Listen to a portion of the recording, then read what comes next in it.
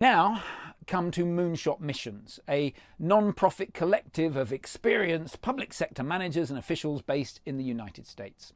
Now, they have a mission to help underserved communities achieve transformative projects.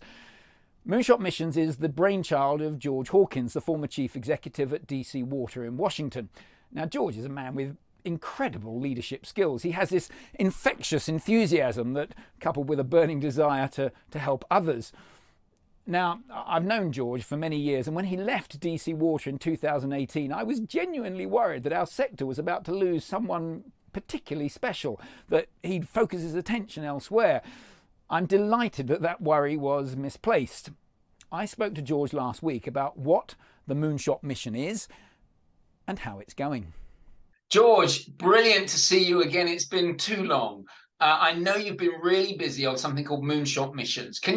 Let's start by telling me, what is Moonshot Missions? Why was it formed? What are you trying to achieve? Sure, and it is brilliant to see you, Piers. It has been way too long. And I've learned a lot from you that is about Moonshot. So you'll hear echoes of what you've been doing, because it's my judgment, having run a large water utility like you were part of a large water utility, that there is not a technology problem in water. There are more solutions and approaches that can solve most of the water problems that seem dire and are dire around the world.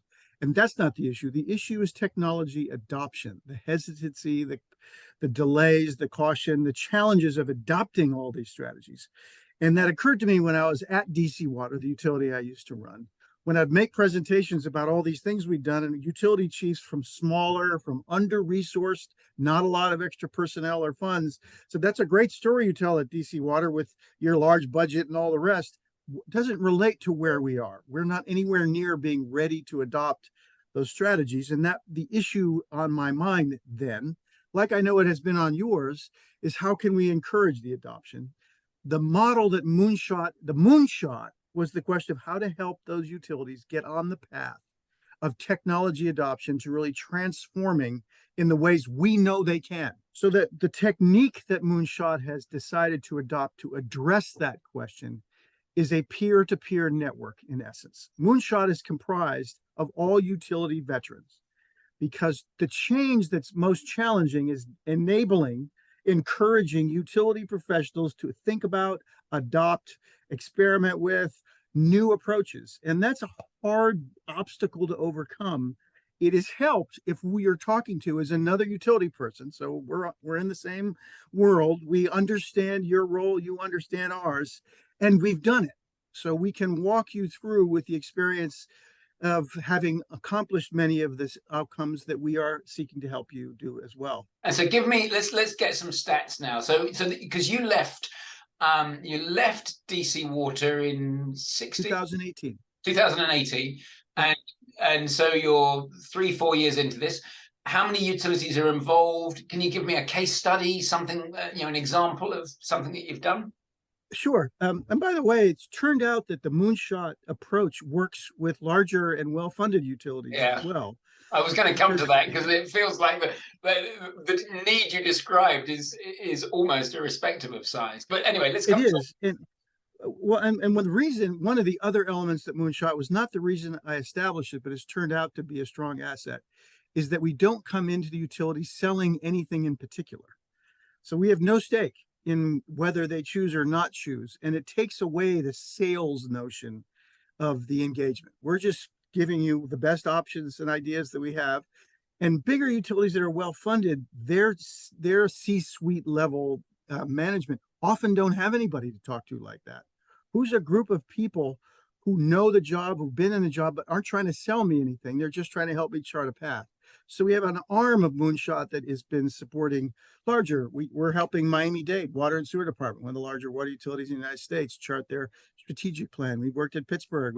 It's in Puerto Rico. So bigger utilities who just want that kind of unbiased, trusted advice of good paths forward.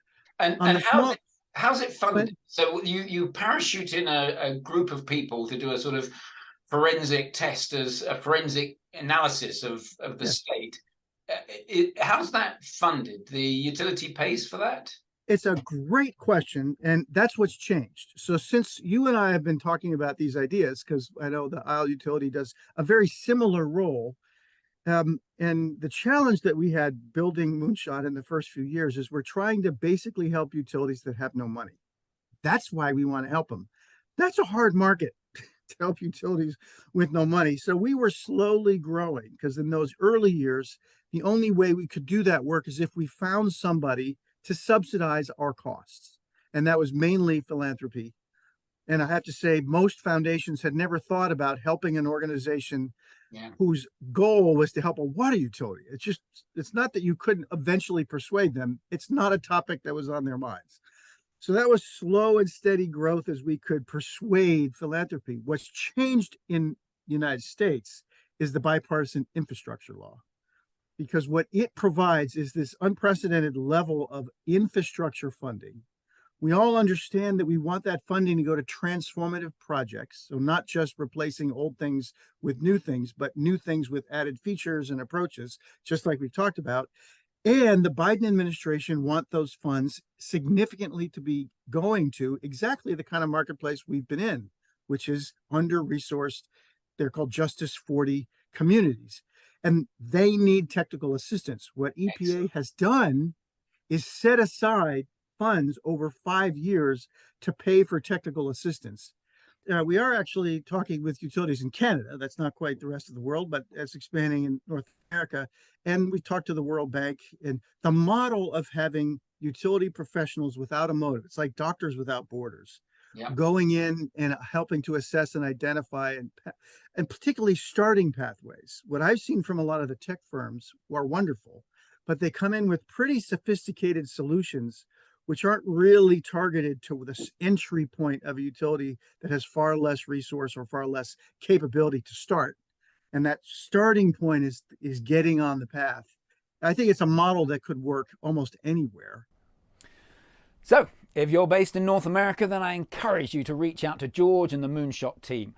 And if you're not, well, if you're approaching retirement and want to use your experience, your skills, your knowledge of what works and what doesn't to help others, then let me know, because as George said at the end there, it's a model which could work anywhere. So let's make Moonshot Mission global.